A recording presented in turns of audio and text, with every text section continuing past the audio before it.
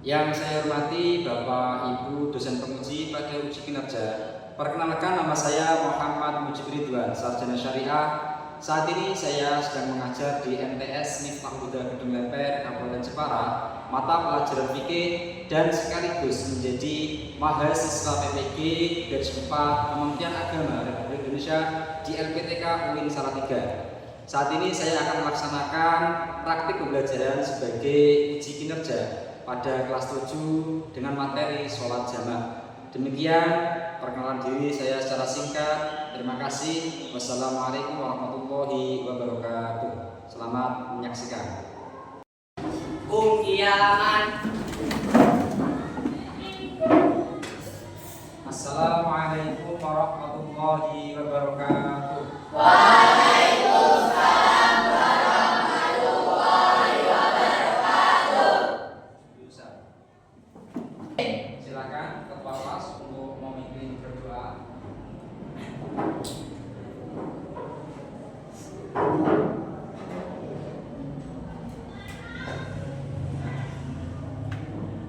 Doa mulai.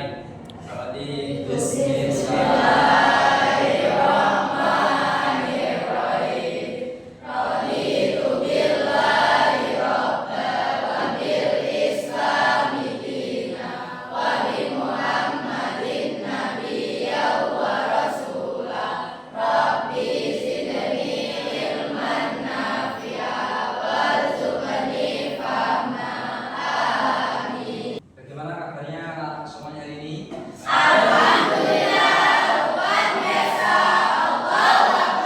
Itu saya ingin bertanya, apakah hari ini ada teman-teman yang tidak berangkat? Alhamdulillah, kalau ini berarti semuanya berangkat. Sebelum kita masuk ke pembelajaran, kita terlebih dahulu untuk menyanyikan lagu nasional Garuda Pancasila. Mohon anak semuanya bisa berdiri.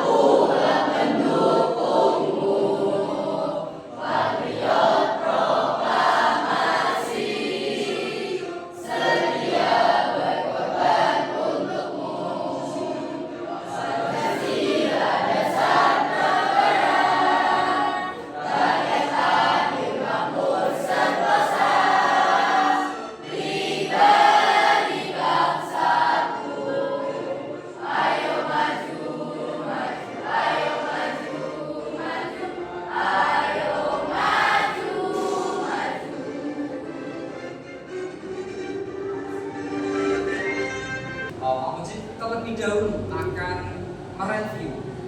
Kira-kira masih ada yang ingat apa enggak dari kalian? Pelajaran apa yang minggu lalu kita pelajari? Saya ingat anak-anak? Ya betul. Minggu lalu kita telah mempelajari mengenai sholat jamaah. Nah, apakah masih ada yang ingat apa pengertian daripada sholat jamaah? Silakan. Oke, silakan Zahra. Pengertian di sholat jamaah adalah sholat fardu yang dilakukan secara bersama-sama dengan minimal 2 orang, 1 imam dan 1 makmum. Terima kasih Pak. Tepuk tangan buat Zahra. Satu kali lagi ya. Sekarang seandainya di dalam sholat jamaah itu imamnya itu lupa salah satu gerakannya sholat. Nah, bagaimana caranya makmum mengingatkan imam tersebut? Ada yang tahu? Silakan. Saya Pak, Silakan. Arya. dengan cara membaca kalimat tasbih. Ya. Subhanallah. Ya, tepuk tangan buat Arya.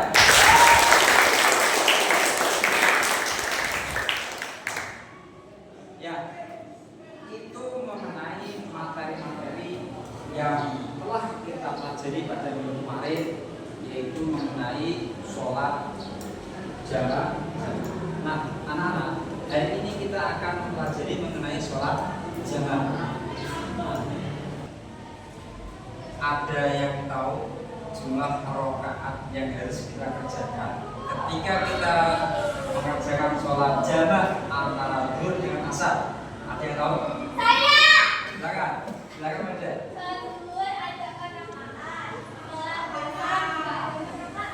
Oke, tangan buat Mada.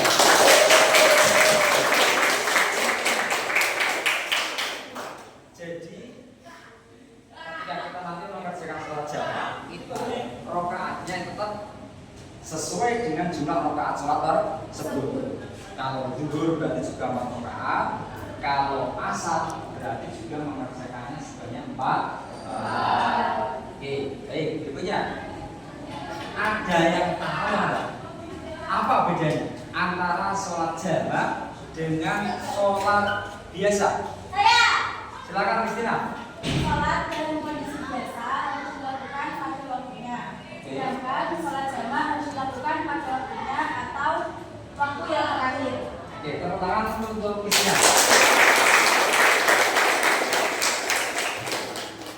Jadi bedanya antara sholat biasa dengan sholat jamaah itu memang kalau sholat jamaah itu harus dilaksanakan di dalam waktunya atau namanya adalah adaan. Tetapi kalau sholat jamaah itu bisa dilaksanakan di dalam waktunya, bisa juga dilaksanakan di waktu yang kedua. Gitu ya Kak. Nah, ini tujuan pembelajaran kita hari ini.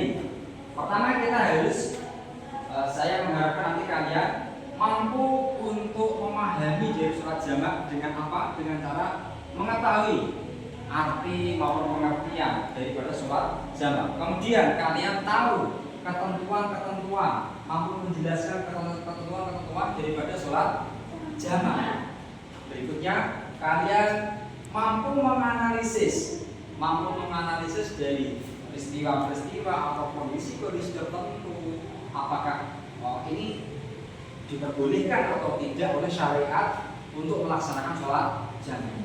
Kemudian yang terakhir, saya juga mengharapkan dari pembelajaran ini kalian mampu untuk mengaplikasikan di dalam kehidupan sehari-hari kalian nanti jika seandainya suatu saat kalian menemui kondisi-kondisi tertentu sehingga kalian bisa mengaplikasikannya sholat jamaah ini di dalam kondisi tertentu tersebut. Nah, oke, kita akan masuk kepada kegiatan pembelajaran atau kegiatan inti pembelajaran. Oleh sebab itu, saya mengharapkan kalian untuk menyaksikan terlebih dahulu video singkat berikut ini dan coba untuk bisa kalian pahami dari video yang akan saya putarkan berikut ini.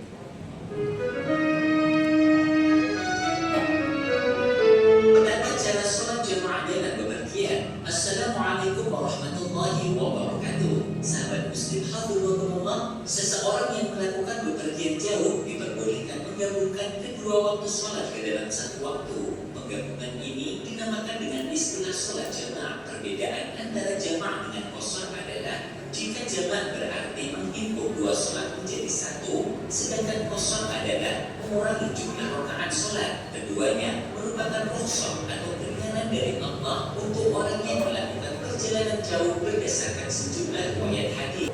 Baik, nah itu tadi mengenai video singkat mengenai sholat jamaah. Yang pertama yaitu mengenai pengertian sholat jamaah. Jadi pengertian sholat jamaah itu adalah menggabungkan dua waktu sholat dikerjakan ke dalam satu waktu. Jika dikerjakan di waktu yang pertama itu dinamakan jamaah takhir. Jika dikerjakan di waktu yang terakhir dinamakan jamaah akhir. Oke. Selanjutnya adalah kita mengenai dasar hukumnya. Dasar hukum itu kan berkaitan dengan dalil. Kalau bacaan Quran bisa dengan hadis. Nah, berikut ini silakan dibaca secara bersama-sama. Dalil daripada sholat jamaah dalam kondisi safar atau dalam kondisi sedang perjalanan. Silakan dibaca. Bismillahirrahmanirrahim.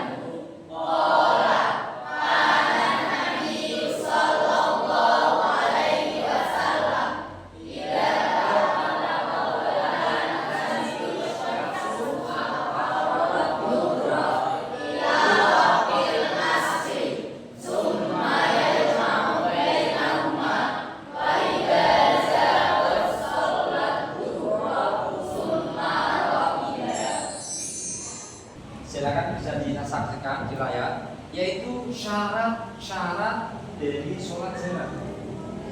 Syarat yang pertama adalah harus mendahulukan sholat yang pertama daripada sholat yang kedua. Contoh, seandainya kita melaksanakan sholat zuhur dengan asar jamak takbir, maka yang harus kita laksanakan terlebih dahulu itu harus sholat zuhur, baru sholat asar. Demikian juga dengan sholat jamak takhir. Apabila kita melaksanakan sholat maghrib dengan isya jamak takhir, maka yang harus dilaksanakan pertama kali adalah sholat maghrib terlebih dahulu, baru sholat isya. Paham anak-anak? Oke, baik. Yang kedua yaitu melakukan niat sholat jamak takbir itu di awal pada waktu yang pertama. Jadi ketika kita ingin melaksanakan sholat jamak takbir, maka kita di awal itu kita harus melaksanakan yang namanya niat sholat jamak takbir. Yang ketiga yaitu berrukuk atau istilah fikihnya adalah muwalah. Jadi ketika kita melaksanakan sholat jamak takbir antara sholat zuhur dan asar itu, maka itu harus berrukuk. Tidak boleh setelah sholat zuhur kemudian dijeda di sela-sela dengan kegiatan-kegiatan tertentu, itu tidak boleh. Setelah sholat zuhur langsung melaksanakan sholat yang kedua yaitu sholat asar. Paham ya anak-anak? Yang berikutnya adalah sholat yang kedua masih dalam keadaan rukhsah. Artinya sholat yang kedua ini ketika dilaksanakan, contoh kita sedang melaksanakan perjalanan. Ketika kita melaksanakan perjalanan, sholat yang kedua ini itu harus dilaksanakan ketika masih berada di jalan, artinya belum sampai kepada tempat tujuan atau belum sampai ke kediaman kita atau belum sampai ke rumah kita. Bisa dipahami ya? Bisa. Yang berikutnya adalah kita masuk kepada niat atau tata cara. Nah, ini adalah tata cara sholat jamak takbir. Kalau kalian ketahui ya bahwa sholat jamak takbir maupun sholat jamak takhir itu pelaksanaannya sebagaimana sholat seperti biasanya. Yang membedakan adalah niatnya. Pak Mujib sudah menyiapkan yaitu lembar kerja peserta didik. Untuk apa? Untuk kemudian nanti bisa kalian diskusikan lebih dalam lagi mengenai materi tersebut. Nah, ada beberapa permasalahan tertentu yang harus didiskusikan mengenai sholat jamak dengan kelompok kalian. Kemudian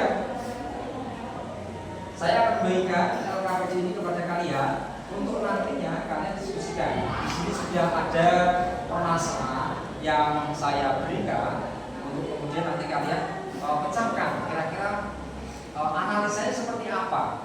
Nah, silakan nanti kalian bisa berpendapat, masing-masing anggota kelompok nanti bisa berpendapat, mengajukan pendapatnya. Nah, silakan nanti masing-masing kelompok untuk bisa merepresentasikan di depan teman-teman kalian. Bisa dipahami anak-anak? Bisa.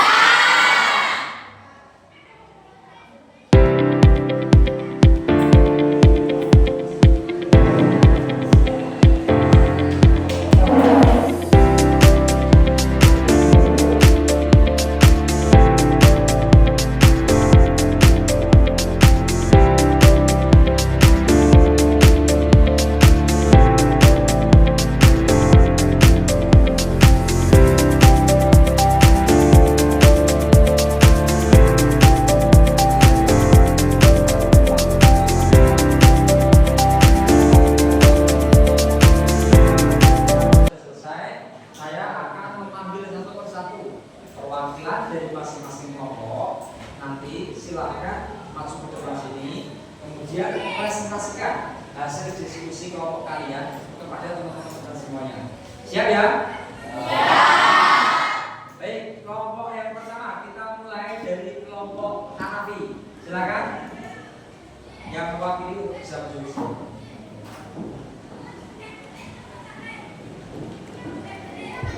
Assalamualaikum warahmatullahi wabarakatuh.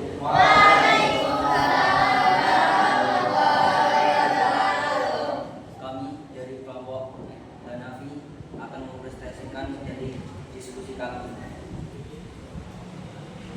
1. Apakah rafli diperbolehkan sholat jamaah?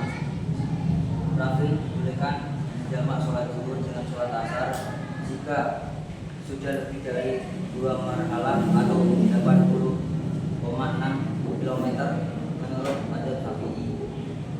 2. Apakah alasan syariat yang memperbolehkan hal tersebut? Rafli diperbolehkan menjamak sholat zuhur dan sholat asar dengan alasan darurat. Hal itu dikarenakan Rafli masih berada di dalam kendaraan dan belum menemukan tempat sholat dan waktu sholat zuhur, maka akan segera selesai. Ya, terima kasih. Demikian, wassalamualaikum warahmatullahi wabarakatuh.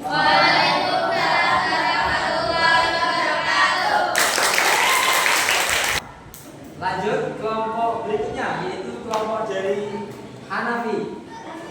Maaf, dari kelompok Maliki. Silakan. Dari kelompok Imam Maliki.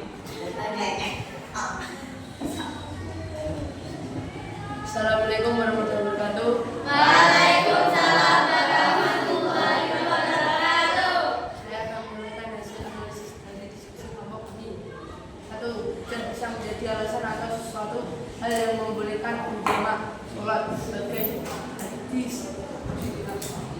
Sallallahu alaihi wasallam jami'an wal maghriba wal isya'a jami'an fi ghairi khaufin wala syafarin qala malikun muradalika kana fi madhari. Artinya Rasulullah SAW melaksanakan sholat zuhur dan asar dengan cara menjamak, sholat maghrib dan isya dengan cara menjamak tanpa adanya asar dan tidak dalam keadaan perjalanan. Imam Maliki berkata, saya berpendapat bahwa Rasulullah melaksanakan sholat dalam keadaan hujan. 2. Sikap kita yang benar agar tetap bertanggung jawab dalam sholat adalah di setiap masuk waktu sholat maka kita harus segera melaksanakannya meskipun dalam kondisi sibuk, dan apabila mendapati kondisi yang tidak memungkinkan atau keadaan darurat, kita harus tetap menjalankan sholat dengan cara menentukan dengan sholat jamaah sehingga sholat kita tetap terjaga dan tidak pernah ditinggalkan. Sekian dari kami. Assalamualaikum warahmatullahi wabarakatuh.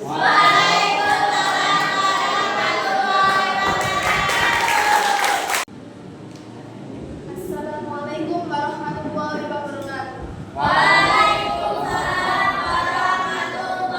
wabarakatuh.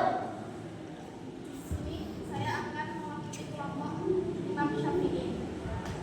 Ahmad sedang dalam perjalanan jauh bersama keluarganya. Waktu zuhur dan hadis. Sementara perjalanan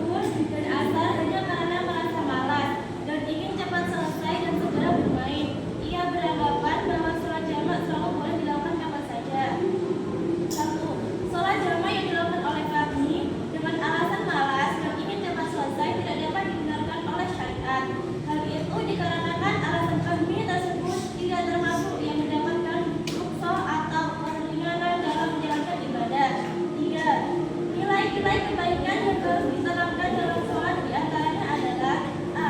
Hendaknya seseorang selalu menanamkan rasa tanggung jawab di dalam melaksanakan sholat sehingga tidak akan pernah meninggalkan sholat. B. Rasa disiplin harus ditanamkan dalam hati sehingga selalu melaksanakan sholat tepat waktu. C. Membangun rasa kebutuhan akan sholat. Jika seseorang sudah merasa kebutuhan sholat, maka dia tidak akan pernah meninggalkan sholatnya. Sekian dari saya. Terima kasih. Wassalamualaikum warahmatullahi wabarakatuh. Bagikan kepada kalian ada yang mendapatkan persoalan Ahmad sedang di perjalanan, kemudian ada yang mendapatkan persoalan siapa Ahmad itu dalam kondisi hujan lebat. Bagaimana kalau kondisi hujan lebat? Apakah diperlukan melaksanakan sholat jamaah? Kemudian ada juga tadi Nafi. Bagaimana kalau sholat jamaahnya itu hanya dikarenakan rasa malas? Lalu ada nilai kebaikan apa di dalamnya? Nah, hal itu semuanya adalah untuk memperdalam kepahaman kalian atau lebih mendetail lagi supaya apa? Supaya kalian sebagai siswa madrasah selalu berusaha untuk menjaga sholat kalian. Jadi ada banyak hal dari diskusi nanti tadi dan alhamdulillah sudah berjalan dengan bagus.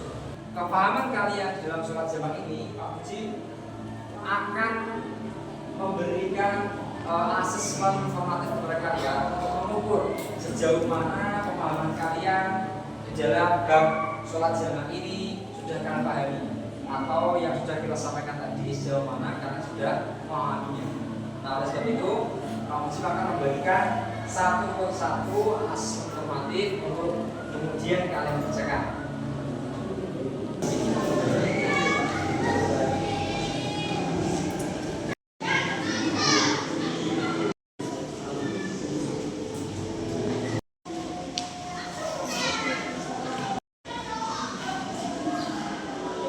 Anak-anak, asesmen formatifnya sudah dikerjakan semuanya? Sudah.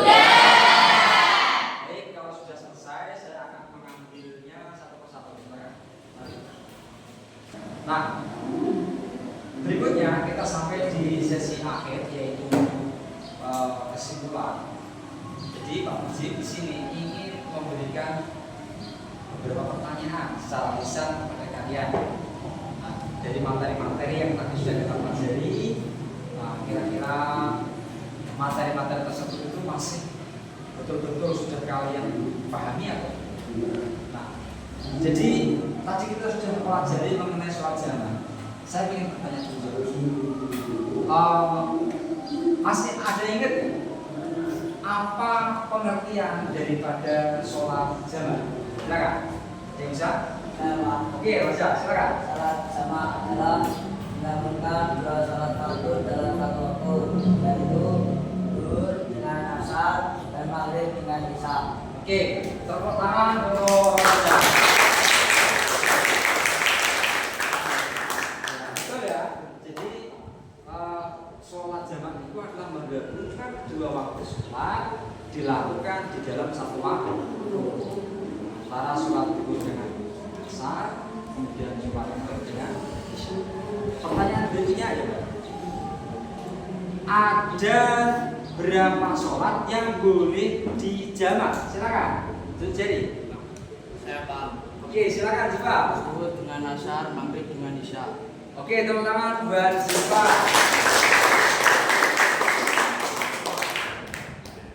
Nah, tentunya ketika kita mempelajari dari syariat-syariat Islam ini, tentunya itu ada hikmah di dalamnya.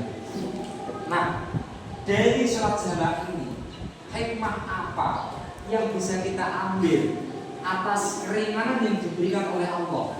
Silakan, ada yang bisa jawab? Saya, Pak. Oke, silakan jawab. Jadi, hikmahnya adalah melatih kita untuk selalu bersyukur atas kemudahan dari Allah dan tetap menjaga ibadah dalam kondisi sulit apapun itu. Terima Oke. kasih, Pak. Baik, terima kasih.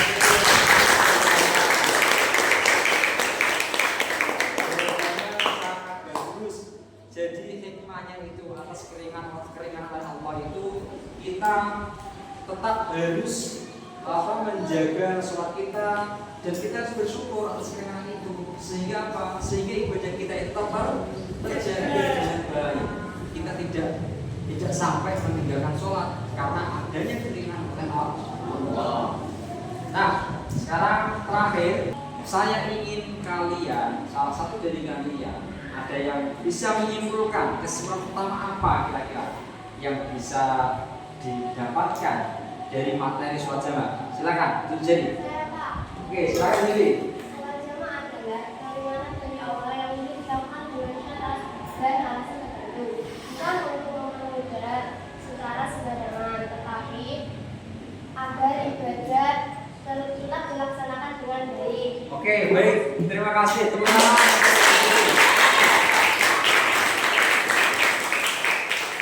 Jadi kesimpulan yang kita dapatkan adalah ya, bahwa keringanan itu yang diberikan oleh Allah itu bukan supaya kita itu bisa melaksanakan ibadah secara sembarangan, bukan. Tetapi tujuannya adalah agar ibadah kita itu terjaga, tetap terlaksana dengan baik.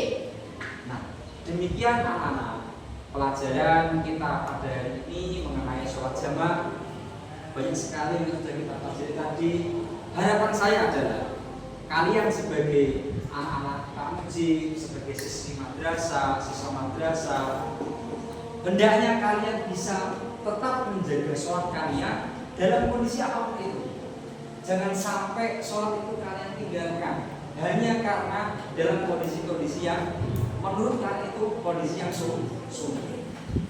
Dari sholat jamaah ini kita belajar bahwa Allah itu memberikan keringanan kepada kita agar apa? Agar ibadah sholat kita tetap terjaga dan tetap terlaksana. Hendaknya dari diri kita selalu menanamkan sikap rasa tanggung jawab dalam sholat, disiplin dalam sholat, dan tanamkanlah dari diri kita ini. Kita itu merasa butuh untuk melaksanakan sholat, sehingga kalau kita sudah merasa butuh, maka dengan sendirinya kita ketika menjalani sholat itu tidak akan merasa berat. Mari di akhir pelajaran ini kita tutup secara bersama-sama pelajaran kita dengan membaca hamdalah bersama-sama. Alhamdulillah.